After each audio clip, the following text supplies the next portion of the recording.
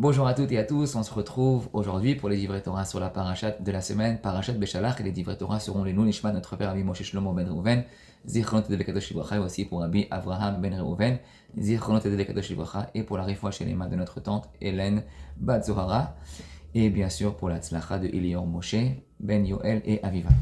Cette semaine, dans la parashat Beshalach, nous allons discuter d'un pasouk. Et on va dire, pas juste d'un pasouk, même on va dire de moins que d'un pasouk, on va discuter de trois mots. Trois mots qui sont très très intéressants, qui vont nous apprendre un klal qui est très important dans la vie. Lorsque les Béné Israël, ils sont sortis d'Eretz Mitzrayim, nous sommes dans Parashat Beshalach, ils sont en train d'aller vers Eretz Israël, et les Béné Israël se retrouvent coincés entre deux chemins. D'un côté, ils ont le Yam Souf, donc ils ne peuvent pas rentrer à l'intérieur, c'est où tu rentres et c'est la noyade, ou bien par derrière, il y a les Égyptiens qui sont en train d'arriver en galopant, ils veulent absolument rattraper les Béné Israël pour les ramener en Eretz Mitzrayim. Donc les Béné Israël sont coincés, ils ne savent pas quoi faire, et Moshe Rabbeinu se met à prier à Kadesh Baruch Hu pour avoir une solution, pour trouver l'aide que les Béné Israël puissent recevoir à un moment tellement dangereux. Et Akadosh Baruch Hu lui donne une réponse en trois mots. Il lui dit Ma titzrak elai. Qu'est-ce que tu me pries maintenant à moi? Qu'est-ce que tu pries à moi maintenant? Ma titzrak elai. Daber ben Israël veisarou. C'est pas le moment de prier, c'est un moment de danger. Occupe-toi des Béné Israël. C'est où? C'est si tu continues par derrière, les Mitzrayim, les Égyptiens vont te revenir. Donc t'as pas tellement le choix, c'est de continuer tout droit. Et t'inquiète pas, tout va bien se passer. Et si on regarde le Targum Onkelos, sur ce passage qui a marqué Ma titzrak elai, le Targum Onkelos, il traduit comme ça. Va amar Hashem le Moshe, et Hashem dit à Moshe, Kabelit tzelotach. Il lui dit, ta prière a été reçue. Donc, c'est très intéressant ce que dit le Targum Onkelos. Targum Onkelos ne nous dit pas que Hachem veut lui dire par Ma titzrak elai, et ça veut dire c'est pas le moment de prier. Non, Targum Onkelos, il pense que oui, c'était le moment de prier, et c'était juste que Hachem lui dit Ma titzrak elai, c'est bon, t'as terminé, ta tfila a été acceptée, Kabelit tzelotach, ça a été reçu, tzelotach, ta prière. Vas-y, tu peux rentrer. Donc c'est un plat très intéressant, c'est pas en fait, oui, c'est très bien ce qu'il a fait Moshe Rabbeinu, mais donc Hachem il lui dit, c'est bon, c'est terminé, et continue ta route. Maintenant, ce que je voudrais discuter, c'est grâce à ce Targum Onkelos, on va apprendre quelque chose de très intéressant. En fait, ce qu'il faut comprendre, c'est pourquoi est-ce que Hachem il a dit Ma titzrak elai. Il y a un mot qui est en plus et qui me dérange un petit peu. Pourquoi est-ce que Hachem il dit elai, à moi? Ma titzrak elai. Est-ce qu'on prie à quelqu'un d'autre? Est-ce qu'on va prier aux anges? Est-ce qu'on va prier aux rabbanim? Il n'y avait personne d'autre que de prier que Hachem. Donc quand tu dis Ma titzrak, Akadosh Baruch Hu lui a dit, ça aurait suffi largement de dire Ma titzrak. Pourquoi est-ce que tu pries? Daber ben Israël veisa'u. Non, Hachem il a rajouté le mot elai. Pourquoi est-ce que tu me pries à moi?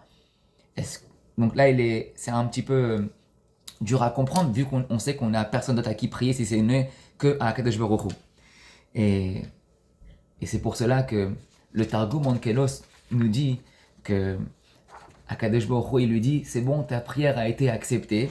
Et donc grâce à cela aujourd'hui de ce pasouk on va pouvoir apprendre que comment faire pour que notre prière soit acceptée. Sans passer par aller voir les rabbanim ou sans passer par aller voir les kvarim des rabbanim, pour que ta prière à toi puisse être acceptée, n'importe qui que ce soit, sa prière peut être acceptée. D'où est-ce que je sais? C'est de le fait que Moshe Rabbeinu il a prié et que Targum Onkelos a dit que Akadosh Baruch Hu lui a dit Kabelit tzelotach, ta prière a été acceptée. Donc si je trouve comment est-ce que Moshe Rabbeinu il a prié, eh bien on pourra l'appliquer à notre propre prière pour que notre prière soit acceptée. Et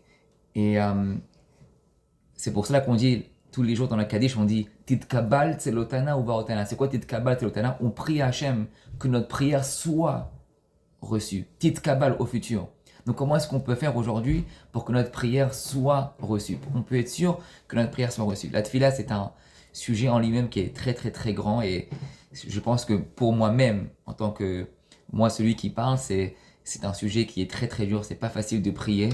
Je pense que c'est plus facile d'étudier, d'être kovea et tim la Torah, que de faire la même chose 3 fois par jour et répéter les mêmes mots, la même chose tous les jours et d'avoir les bonnes kavanotes pour toujours prier. Moi, c'est toujours quelque chose que j'ai reconnu publiquement que faut toujours se travailler. Pour la tefila, c'est juste quelque chose qu'il faut se travailler en fait. Ce n'est pas facile comme étudier ou comme faire une mitzvah qui vient par jour, une fois, 2 fois et qui n'est pas la même mitzvah que tu refais. C'est constamment la même tefila et tu dois toujours avoir cette façon de prier à Hachem avec les bonnes kavanotes et les bonnes halachot. Donc comment est-ce qu'on peut faire pour que notre tefila puisse être reçue à Kadosh Baruch Hu? Alors, il y a dans les ilchot de Shulchan Aruch, dans les ilchot de tefila, il y a un Rama qui est très intéressant, Rabbi Moshe Isserlich. Le Rama il dit Kodem ha-tefila yarshov ba'adam beshiflut atzmo. Il dit le Rama, oublie les kavanot, oublie t'arranger la mido si tu es un peu nerveux ou si tu dois mettre une kippa pour prier, tu dois avoir un corps qui est propre. Il y a beaucoup d'halachot. Comment prier? Dit le Rama, tout cela. Bien sûr que tu aies une kippa, il faut prier à l'heure, il faut prier avec un corps qui est propre. Mais c'est pas ça le plus important. Il dit le Rama, Kodem Atfil, ça veut dire avant que tu ouvres le sidour, Yarshov Adam Beshiflut Atzmo. Tu dois penser à toi-même, à ta shiflut, c'est-à-dire combien tu vaux rien. Tu dois être très anav. Tu dois commencer la tefila en étant humble. Si une personne commence la tefila en croisant les jambes et en étant un peu orgueilleux, en étant de la ga'ava, tu dis le Rama, la tefila n'ira pas directement à Kadosh Baruch Hu. Si tu veux que ta tefila arrive à Hachem, il faut que tu arrives avec Shiflut. Il y a un midrash dans Shir HaShirim qui dit Ma she'asa chokhma le rosha, asa anava le rakeva. Il dit le midrash Shir HaShirim que le talon de l'humilité, le talon de la anava est plus fort que ce que fait la chokhma à la tête. La chokhma se trouve dans la tête. L'humilité se trouve en bas, dans le talon du pied de la personne. Le midrash Shir HaShirim nous dit que d'avoir l'humilité, ça a beaucoup plus d'effet que d'avoir de la chokhma dans la tête qui est en haut. Donc quel est le rapport entre l'humilité et la tefila? Vous allez me demander pourquoi est-ce que le Rama, il veut absolument que d'avoir l'humilité, c'est un point important pour prier.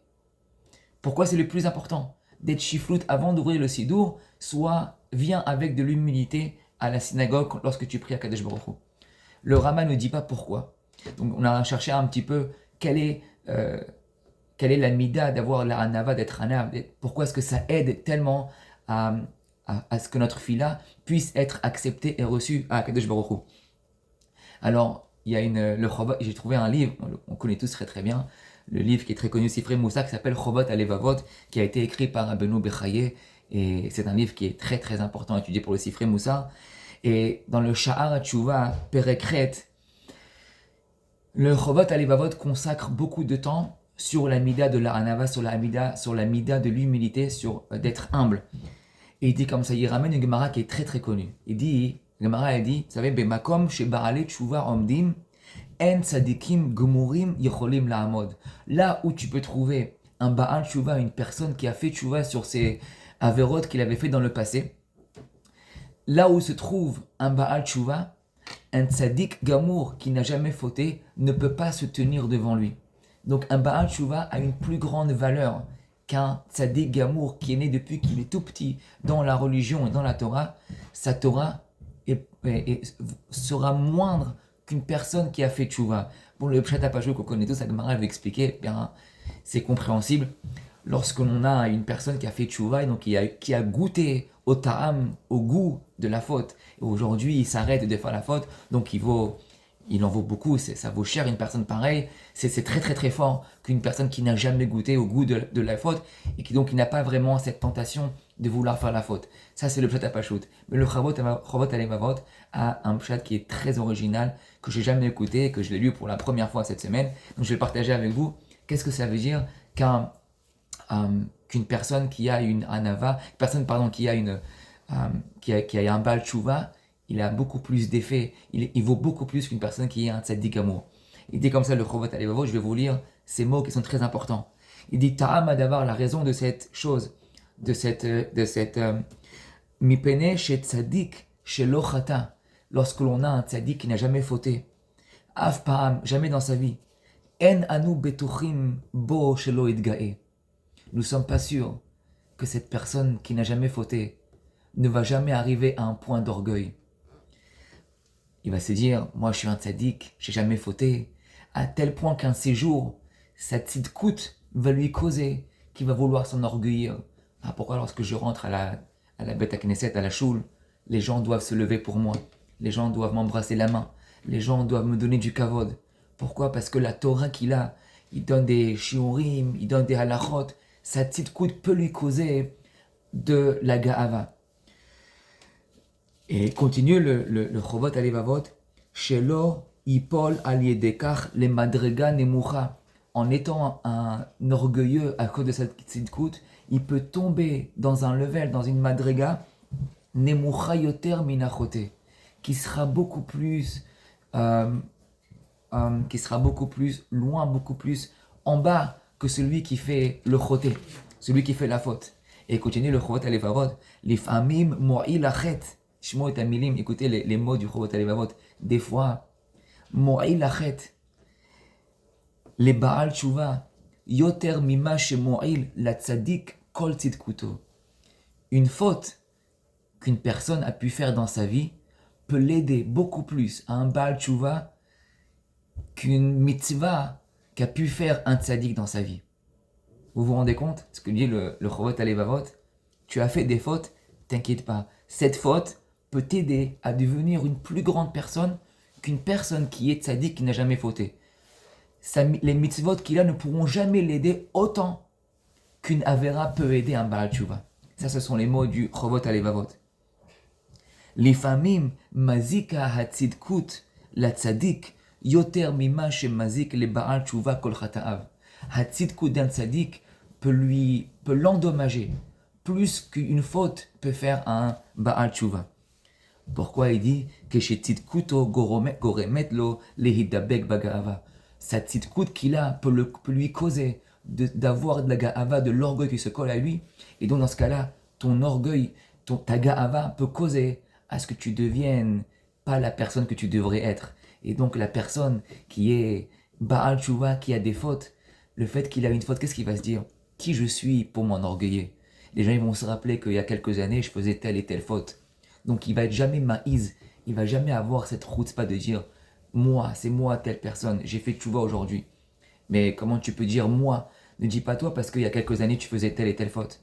Donc la Gemara le Chovot Alevavot nous raconte que la mitzvah d'une personne qui est tzaddik peut l'emmener à avoir de la ga'ava, tandis qu'une personne qui a eu une avera peut l'aider à devenir un av dans sa vie. Et donc, cette tzidkout, en fait, les gens pensent que ça peut être un bien, mais en fait, la tzidkout, ce n'est pas un bien, c'est une responsabilité, c'est une sorte d'handicap, on va dire, qu'il va falloir faire très attention que les mitzvot, la Torah qu'une personne puisse avoir, ne soit pas utilisée à un point où il pourra s'enorgueillir et avoir de la ga'ava, tandis qu'une personne qui est Baal Tshuva, grâce aux averot qu'il a fait, pas à cause, mais grâce aux averot qu'il a fait, ils vont pouvoir l'aider à garder sa anava et ne pas s'enorgueillir. La Gemara Choulin nous raconte qu'Akadosh Baruch Hu, il a dit Bachar lanu mikol ha'amim. Akadosh Baruch Hu, il nous a choisi à nous de toutes les autres nations, c'est nous qu'on a été choisis.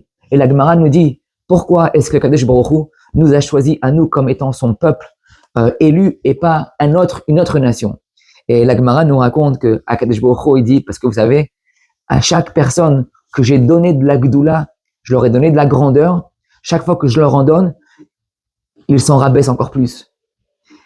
La Gemara nous dit, Akadosh Baruch Hu, il dit, j'ai donné à Abraham la richesse, les brachot, les klalot, j'ai tout donné à Abraham. Et Abraham, il est devenu un leader, il est devenu un manhig du monde. C'était lui qui était le marzir betchouva, beaucoup de gens, là où il habitait. Là où il passait Abraham, c'était devenu la plus grande personne. Et quand même, Abraham, il a dit, Anochi afar va efer. Je suis de la poussière et de la cendre. Akadosh Baruch Hu, il a dit, David Ameler, c'est devenu le plus grand roi. le roi d'Eret Israël. Il avait tout, et la richesse, l'armée. Et qu'est-ce qu'il a dit, David Améler dans Télim, il a marqué, Ve'anochi tola'at, je suis un ver de terre, ve'lo ish, je ne suis pas un homme, je suis un ver de terre. Voilà David Améler comment il sera baissé. Moshe Rabbeinu aussi, qui était, la Gemara nous dit, non, la Torah nous dit que Moshe Rabbeinu était le plus grand Anav. La Torah nous dit Moshe Anav Mikol Adam. Moshe Rabbeinu, il a dit Venachnu ma. Qu'est-ce qu'on est? Nous sommes rien du tout. Akadosh Baruch Hu a dit, regarde, Abraham, David, Moshe Rabbeinu, les trois plus grandes personnes au monde. Voilà l'exemple qu'il faut donner pour avoir de l'humilité. Si ces trois personnes qu'ils avaient tout, ils avaient une anava telle quelle. Akadosh Baruch Hu dit, Kosheken anachnu. Bien sûr que nous-mêmes aussi, nous devrions apprendre d'avoir de la anava. Donc Akadosh Baruch Hu a dit, comment je peux ne pas choisir le Ham Israël en étant le Ham Anifrar, le peuple qui sera choisi pour être le Ham Asegula. C'est pour ça que le Pirkei Tehilim, dans le Pirkei Avot, la Mishnah nous raconte Me'od heve shafel ruach. Il faut être beaucoup anav, il faut se rabaisser. Pourquoi il y a marqué Me'od deux fois? Si tu me dis une fois Me'od, je comprends aussi, ça veut dire beaucoup. Pourquoi dire Me'od deux fois? Alors les explications, ils nous disent que Me'od, il faut être oui, beaucoup. Et le deuxième Me'od, c'est pour te dire, tu sais comment tu dois être, tu sais jusqu'à quel point tu dois être humble, jusqu'à quel point tu dois avoir de l'humilité, jusqu'à Me'od. Le deuxième Me'od, c'est pour te dire, rachez tes votes. Moshe, même c'est Moshe, Aleph, Abraham, et Dalet, David Améler. Tu dois être Shafel, tu dois avoir de l'humilité, jusqu'à être Moshe Rabbeinu, David Améler et Abraham. La Gemara nous raconte lorsque Ishmaël, il s'est retrouvé dans le désert, et il était en train de se déshydrater, il n'avait plus d'eau à boire. Ishmaël est en train de prier, de recevoir de l'eau pour pas qu'il meure de déshydratation. Et le malach, il vient chez Hagar, qui ne sait plus quoi faire vraiment avec Ishmaël. Le malach vient chez Hagar et lui dit, Altiri, n'aie pas de crainte. Kishama Elokim, Hachem, il a écouté ta prière. Et kol hana'ar ba'asher usham. Akadosh Baruch Hu, il a écouté le son de la voix de Ishmaël ba'asher usham, de là où il est. Les Mefarshim demandent, ça veut dire quoi ba'asher usham? De là, c'est quoi sham? C'est où là-bas? C'est depuis quand la Torah nous donne la location d'une personne? En quoi ça m'arrange où est-ce qu'il est? En quoi ça me dérange où est-ce qu'il est Ishmaël? S'il est en Chine, ou s'il est en Yougoslavie, ou s'il est en Europe, de là où il sera, si le malach il a dit Al-Tiraï, n'aie pas de crainte, Akadosh Baruch Hu va venir et à écouter la voix d'Ishmaël, il va lui donner de l'eau. Donc là où Ishmaël sera, eh bien, il va recevoir son eau. Non, le pasteur nous dit Ba'asher hu sham. Qu'est-ce que le mot sham vient nous apprendre? Ma kavana, quelle est la kavana? Il y a un sefer qui s'appelle le sefer Sha'arei Ora. Donc je vais partager son chidouche. C'est quoi le Asher hu sham? Il dit comme ça, Ma ben tfilat chutz la'aretz les tfilat eret Israël. Quelle est la différence entre une tfila, une prière que l'on fait lorsque l'on se retrouve en dehors d'Eret Israël, et entre celle que l'on prie lorsque l'on se trouve en Eret Israël? Alors il dit, le Sefer Sha'arei Ora, il dit, Da, ki tfilat Eret Israël, lorsque une personne elle prie en Eret Israël, ça ressemble à une personne qui se retrouve devant là où le palais du roi est localisé, et ma maison se trouve dans la même location, là où il y a le palais du roi. Et donc, lorsque je veux rentrer prier devant le roi, c'est très simple pour moi, j'ai plus qu'à sortir de chez moi et aller me retrouver au palais et pour aller parler au roi. Tandis, il dit le Sefer Sha'arei Ora, une personne qui prie en dehors d'Eret Israël, se trouve en Chutz La'aretz, en dehors d'Eret Israël, ça ressemble à une personne qui veut parler au roi, qui veut prier au roi. Et sa maison se retrouve en dehors de la location du palais. Et donc, il va devoir voyager depuis sa maison jusqu'au palais. Et ce voyage, des fois, peut se retrouver avec beaucoup d'embûches. Ça peut prendre du temps, ça peut lui perdre des heures, et d'aller et de revenir. Donc, il ira pas. Des fois, il ira, des fois, il ira pas. Et des fois, il peut y avoir des animaux en route qui puissent en empêcher d'y arriver. Donc, il dit, le Sefer Sha'arei Ora, ça, c'est la différence. Lorsque je prie en Eret Israël, ma tfila, elle va aller direct. C'est comme si je suis local. Ma tfila va aller directement à Kadesh Baruch Hu. Tandis que lorsque je prie en dehors d'Eret Israël, ma tfila risque de ne pas y arriver. Ça peut prendre du temps, Ça peut arriver comme ça ne peut pas arriver. Pourquoi? Parce qu'il y aura des embûches. Je ne suis pas dans la même location de là où se trouve Hachem. La meilleure tfila, c'est lorsqu'on se trouve à Yerushalayim, au côté de la Maravi. Aujourd'hui, là où il y a la Shrina de Kadosh Baruch Hu, cet endroit est le meilleur endroit pour aller prier. Cependant, il faut savoir où est-ce que se trouvait Ishmaël. Lorsqu'Ishmaël, il priait à Hachem, où est-ce qu'il était? Est-ce qu'il était en Eretz Israël? Donc, il pouvait prier à Hachem directement, ou est-ce qu'il se retrouvait en Eretz, en Chutz Laaretz? Comme on le savait, comme on le sait tous, Ishmaël était en Chutz Laaretz, en dehors d'Eretz Israël. Et donc, Ishmaël est en train de prier à Kadosh Baruch Hu. Bien le malach, il lui dit, vous savez, que lorsqu'une personne est malade, la Gemara nous raconte que la Shrina se trouve à la tête de la personne qui est malade. C'est pour cela qu'on dit que lorsqu'on va visiter une personne qui est malade, il ne faut pas aller se mettre à la tête du lit, parce que c'est Kadosh, il y a la Shrina. Et donc, il vient le malach, il lui dit, t'inquiète pas, Hagar, al tirei, t'as pas besoin de t'inquiéter que la tfila d'Ishmaël ne va pas arriver à Kadosh Baruch Hu parce qu'on est loin, on est en dehors des Rets. Vous êtes en dehors des Rets Israël. À Kadosh Baruch Hu, Shama et kol hana'ar ba'asher hu sham. C'est quoi Sham? Bien qu'il n'est pas en Eret Israël, il est Shama, il est en dehors, dans un autre endroit. Bien qu'il soit là-bas, à Kadosh Baruch Hu, il a écouté sa prière. Tu sais pourquoi? Parce qu'il est malade. Lorsqu'on est malade, on a la Shrina qui est à côté de nous. Lorsqu'on a la Shrina, t'as pas besoin d'être en Eret Israël pour que ta tefila arrive directement. Donc, des fois, on a des moments comme ça, on peut avoir un joker, qui a une facilité à ce que ta tefila, bien que tu n'es pas en Eret Israël, elle puisse arriver directement à Kadosh Baruch Hu. De la même manière que lorsqu'on a une personne, elle est malade, sa prière peut arriver directement. C'est pour ça, d'ailleurs, je dis toujours à mon kahal, à la synagogue, c'est beaucoup plus important qu'une personne qui est malade, que elle-même, elle prie à Kadosh Baruch Hu, sa prière sera beaucoup plus facile à être acceptée et reçue chez Kadosh Baruch Hu que lorsque nous, quelqu'un d'autre, on vient et on prie, faire des Tehillim. Bien sûr, ça va aider, mais notre fila est beaucoup plus difficile à arriver au niveau d'Akadosh Baruch Hu. Tandis que lorsque la personne qui est malade, la shrina d'Akadosh Baruch Hu se trouve juste à côté d'elle, n'a plus qu'à prier et c'est beaucoup plus facile à être accepté et répondu. Maintenant, on peut comprendre aussi, une fois qu'on a compris qu'il y a des facilités à envoyer notre prière facilement à Kadosh Baruch Hu, lorsque le Rama nous dit, avant que tu commences à ouvrir le sidour, avant que tu pries, il faut que tu penses à ton humilité, à ta anava, à ta chiflout. Pourquoi? Parce que la Gemara nous dit dans Masechet Sota, la Gemara nous dit, Shrina nimtza etzel hashafel ruach. De la même manière qu'une personne qui est malade, elle a la Shrina. Si tu viens avec humilité, il y a la Shrina d'Hachem qui réside juste sur toi, juste à côté de toi. La reine, c'est pour cela que lorsqu'une personne, si on habite en dehors d'Eret Israël, c'est très difficile à prier. Mais on a un joker, on a une façon d'être comme en Eret Israël. On n'a pas besoin d'aller en Eret Israël pour nous qui habitons en Chutz Laaretz. C'est plus difficile, mais il y a une façon de le faire, que notre fila soit acceptée, soit reçue et acceptée. Si tu rentres à la synagogue ou lorsque tu ouvres, avant que tu ouvres le sidour, tu t'assois quelques minutes et tu penses à ton humilité, ta tfila, elle pourra arriver à Kadosh Baruch Hu grâce à la shrina qui se trouve à côté de toi, vu que tu es humble, tu as la hanava. Ça, c'est la ségoula de la tfila pour ta tfila soit répondue, c'est grâce à la hanava. Maintenant, on va comprendre avec Moshe Rabbeinu lorsqu'il dit Ma titz'ak elai, Kadosh Baruch Hu lui dit Ma titz'ak elai.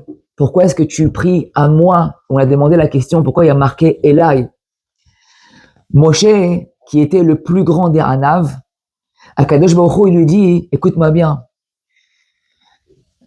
Ma titz'ak Elai. Ma, c'est ce qu'il a dit Moshe Rabbeinu. Venachnu ma, c'est l'humilité. C'est le mot qui représente l'humilité. La Hanava, la plus grande Hanava, c'est de dire, Nachnu ma, on n'est rien du tout. Kadosh Baruch Hu, il dit, tu veux le secret pour que ta tefila soit répondue, ma, si tu as d'abord l'ordre qui va avec ma, qui est l'humilité, titz'ak, ensuite tu vas prier. La chante seraka, c'est la chante de prier, et lai, ça va arriver chez moi directement. Et lai, ça ne veut pas dire tu pries à moi et pas à quelqu'un d'autre. Le mot elai, il te dit, c'est pour te dire, j'ai une façon pour que ta tefila arrive directement à moi. Tu sais comment tu fais? D'abord, fais le ma, fais la hanava. Ensuite, Yitzhak, ensuite tu pries, et ensuite tu auras le Elai. Et c'est pour cela que le Targum Yonatan, il lui dit directement, lorsqu'il a dit ma Yitzhak Elai, Targum Yonatan, il a répondu, il a traduit, ça veut dire Kabbalit Tzelotar. Cette fille-là a été répondue, elle a été acceptée. Pourquoi? Parce que Targum Yonatan, il a compris, Moshe Rabbeinu, il est venu avec de la hanava. Lorsque tu viens avec de la hanava, ma Yitzhak, et là, ça vient directement à moi. Et dit le Targum Yonatan, c'est exactement la traduction du mot ma Yitzhak Elai, ça veut dire que la tfila a été répondue vu qu'elle est arrivée à Elai. Et ma Yitzhak Elai, je peux rajouter entre parenthèses, c'est aussi magnifique. Ma Rachetevot, la première lettre de ma, c'est même. Ça représente le ma que Moshe Rabbeinu l'a dit. Moshe, il a dit ma Yitzhak Elai. Yitzhak, c'est le Rachetevot de Yitzhak, c'est Tav. Tav, c'est ce que David Amelech, il a dit. Tolaat. Elai, c'est ce que Avraham Avinu l'a dit. Efer, Afar va Efer. Ma Titzak Elai. Tu veux que la prière soit acceptée, qu'elle arrive directement à moi, Elai. Ma Titzak Elai. Même Tav Aleph. Que tu sois le Ma, il faut venir avec Tolaat et que tu viennes avec Efer qui est de la cendre, qui est de les cendres. Et je vais terminer avec quelque chose de magnifique que j'ai écouté une fois, une rachat ici à New York, d'un Rav. Il y a quelques années, ça m'est resté dans la tête. Il y a plusieurs fois comme ça, j'écoute des choses et ça me reste parce que c'est très intéressant. Il avait dit qu'il avait une fois un Talmide qui était venu, qui lui avait demandé, vous savez, lorsque Picasso, il crée son art, en général, un artiste, lorsqu'il fait son art, il va signer en bas du tableau son nom. Et Akadosh Baruch Hu, il fait la même chose lorsqu'il a créé le monde, lorsqu'il a créé la Torah. Akadosh Baruch Hu, il a créé l'art de la Torah. Il a aussi signé son nom. Et on sait, la Gemara nous dit que le nom, la signature d'Akadosh Baruch Hu, il utilise le nom qui est Emet. Vous savez, le nom d'Akadosh Baruch Hu, il a 72 noms, et un des noms, c'est Emet. Où est-ce qu'il est marqué, où est-ce qu'est la signature du mot Emet dans la Torah? C'est lorsqu'il y a marqué Bereshit, Bara, Elokim. Donc, Bereshit, la fin du mot Bereshit, c'est Tav. Bara, Aleph. Elokim, c'est Emet. Donc, il y a Tav, Aleph et Mem. Ça fait Emet. Donc, il a dit que son ami lui avait demandé la question. Si Hachem, pourquoi c'est au début? Parce qu'il y a marqué dans la Torah, Rosh Devarecha Emet. Le début, chez nous, c'est pas la fin, c'est pas en bas. Chez nous, la Torah, le début, c'est Rosh Devarecha Emet. Donc, il avait demandé la question, il avait dit, mais je comprends pas. Si Hachem, il veut signer son nom, est-ce que lorsque Picasso, il signe le nom, il marque Pisako, Osapico, il marque Picasso. Donc, pourquoi est-ce que lorsque Hachem, il veut signer son nom, il a marqué d'abord Bereshit, le Tav, ensuite Elokim, c'est le même, et ensuite c'est, Bara, c'est Aleph, et ensuite c'est Elokim, c'est le même. Pourquoi à l'envers? Si tu veux faire signer ton nom, signe Aleph, même Tav, ça fait Emet. Alors il avait répondu avec quelque chose de très très beau, il a dit qu'il faut savoir qu'Akadosh Baruch Hu, il y a marqué dans la Gemara, qu'Akadosh Baruch Hu, il dit, moi, je ne peux pas habiter avec une personne qui est orgueilleuse. Pourquoi? Parce que la Ga'ava, elle est pour Akadosh Baruch Hu. Il y a marqué Hashem Kiga'o Ga'a. La Ga'ava, elle est que pour Hashem. La Ga'ava, ce n'est pas un habit qui est fait pour toute personne. Ce n'est pas fait pour l'être humain. Chaque personne qui aura de la Ga'ava, il l'utilisera pour un mauvais escient, et donc rien n'en sortira de cette Ga'ava. Kadosh Baruch Hu, il a dit Ga'ava, c'est juste pour moi. C'est mon travail, c'est pas le vôtre. Moi, de cette Ga'ava, je vais créer ce monde. Mais nous, les êtres humains, on peut pas avoir de la Ga'ava. Kadosh Baruch Hu, il a dit comme ça. Pour avoir de la Ga'ava, viens on prend les trois personnes qu'on a expliquées aujourd'hui, qui avaient la plus grande humilité, qui était Moshe Rabbeinu qui a dit Venachnouma, et on a David Amelech qui a dit que c'était une tolaat, c'était un ver de terre, et on a Avraham qui a dit Anochi Afar va Efer. Entre ces trois-là, qui est le plus grand Anav? Le plus grand Anav, c'est Moshe Rabbeinu. Pourquoi? Parce qu'il a dit Nachnouma. On n'est rien de, ça veut dire rien, même pas de la poussière. On n'est rien. Si je dois comparer le rien, le ver de terre et Afar va Efer, la poussière et les cendres, le moins c'est Moshe Rabbeinu. Donc le plus grand Anav, c'est Moshe Rabbeinu. Deuxième dans le classement, ce sera qui? Est-ce que ce sera David Amelech qui a dit je suis un ver de terre, ou ce sera Avraham qui a dit je suis Afar va Efer? Le deuxième plus grand Anav sera Avraham Avinu, parce que David Amel, lorsqu'il a dit Tolaat, au moins elle est vivante. Afar Vaefer, c'est même pas vivant.